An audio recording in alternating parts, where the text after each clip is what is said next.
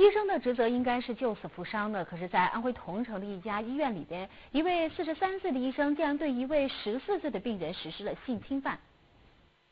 小张因为长了鼻息肉，前段时间住进了桐城市人民医院，并且进行了手术，手术非常成功。没想到，在出院的前一晚，当他独自走在医院楼梯时，被他的主治医生给叫住了。你怎么把他喊起来？在他的这帮手里。接着，这名姓潘的医生锁上了门。接下来发生什么事？接下来就我问他，就问他麻药针打在什么地方？他说麻药针打在这个，就指屁股，在屁股那地方。那个地方就完了以后，他们把屁股把衣脱下来，我看看，小孩子只晓得不知道，所以就晓得有点点不对，因为别的是没出来的，别那个是有营养的。好，怎么来后，他们把小孩子的衣服扒。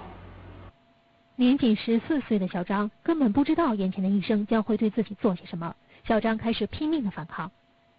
因为一个14岁的小孩，小女孩子，跟一个成年人，你怎么搞得过？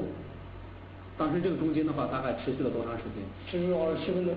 有没有实施这种强奸的行为？实施了，并且小孩子也讲，出来以后用纸开了，上面有血。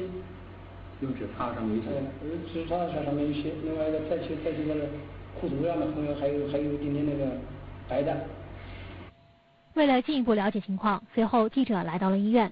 医院负责人告诉记者，事情发生以后，潘某因涉嫌强奸未成年人被警方刑事拘留，并被医院停职了。现在呢，暂时是停职。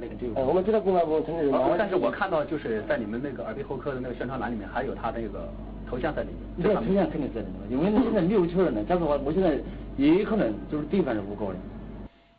医院保卫科的负责人表示，事发当晚，孩子的家属并将情况反映给了医院，但是当时家属和医院方面均未报警。医院方面与这名医生取得了联系，双方开始进行协商。第二天，孩子的家属便请来了律师，并开始与医生进行交涉。小张的父亲也承认，他们曾经与潘某协商，试图私了。到24号，他虽然是交钱交17万吧，到24号中午12点以前，说是给17万，这个跟律师说好的，就是律师跟他一块谈的，给17万，给17万，这个钱给了没有？没有啊。